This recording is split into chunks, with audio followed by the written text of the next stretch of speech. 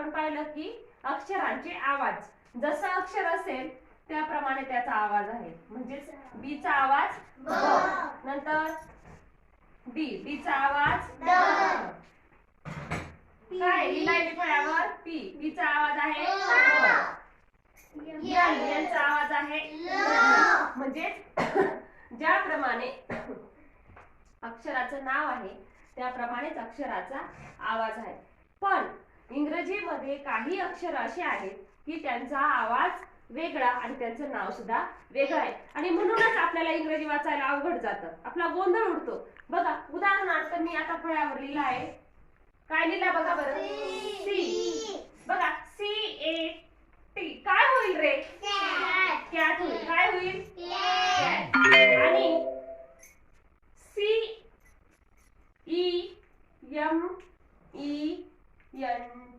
काय होईल रे, सिमेंट. काय होईल इथं, सिमेंट.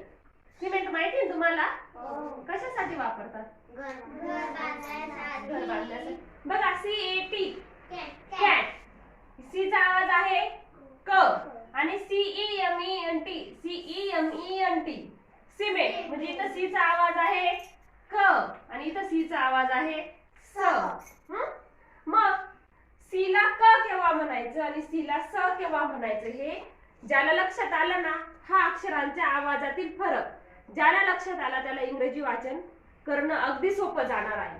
मग बऱ्याच अक्षरांचे आवाज असे वेगळे आहेत. बघा काय वेळेस CAR आपण कार पण म्हणतो. बघा इथं कॅट म्हटलेले CA, काय म्हटलेले कॅट, आणि CAR कार म्हटलेले, काय म्हटलेले कार. मग इथं कॅर का बरं म्हटलं नसेल बरं, इथं काट का बरं म्हटलं नसेल.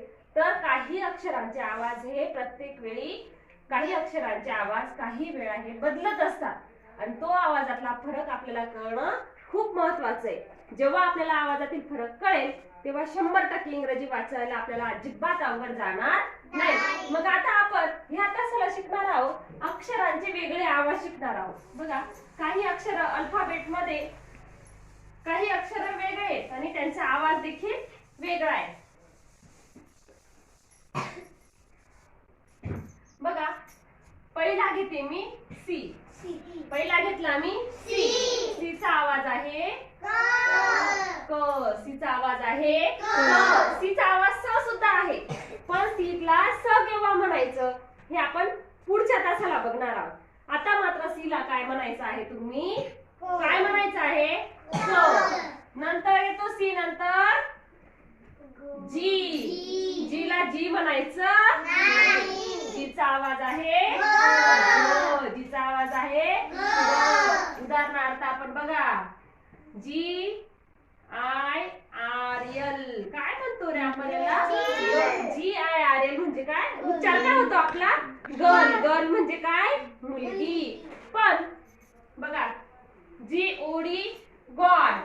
पण आता बघा GEMS, तुम्ही खातात ना जेम्स, जेम्सच्या गोळ्या खातात ना तुम्ही, त्याला गेम्स नाही म्हणत, जेम्स म्हणतात. काय म्हणतात, जेम्स. काय म्हणतात, जेम्स.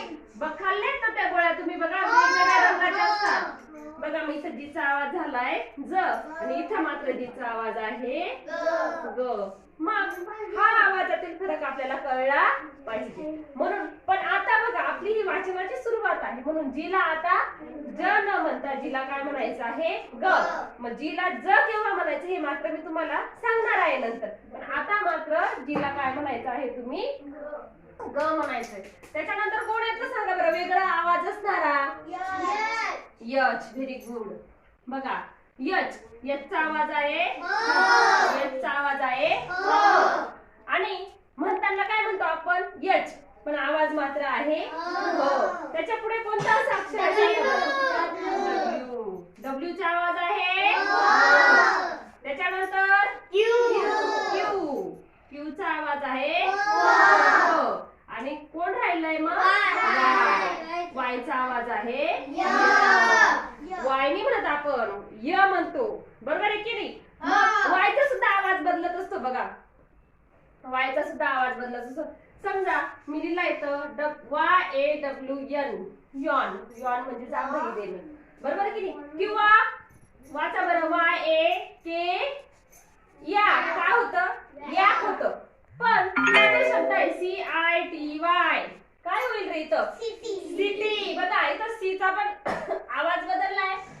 आयचा पण आवाज बदललेला आहे. बरोबर आहे की नाही? CITY city. किती म्हणतो का आपण? नाही. किंवा बघा CAKE. वाचा बरं हा शब्द काय आहे? केक. बघा इथे लक्ष, इकडे लक्ष द्या. CAKE.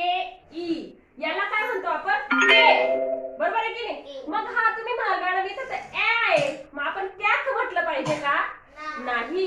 यामध्ये सुद्धा एक नियम आहे आणि हे सर्व नियम आपल्याला आता शिकायचे. अक्षराचा आवाज, परत अक्षरांचे होत जाणारे बदल, हे आपल्याला अक्षराच्या आवाजाचे होत जाणारे बदल हे आपल्याला शिकायचे. मग आज आपण काय शिकलो? अक्षरांचा वेगळा आवाज. आता ही आपली सुरुवात आहे, म्हणून सीचा आवाज कच म्हणायचे. सीचा आवाज जरी स असला ना, तो स केव्हा म्हणायचं हे मी तुम्हाला पुढच्या तासाला शिकवणार आहे. पण आता मात्र सीला काय म्हणायचं आहे? क. जीला काय म्हणायचं आहे? ग. म्हणजे सीचा आवाज आहे क, जीचा आवाज ग, येचा आवाज ह.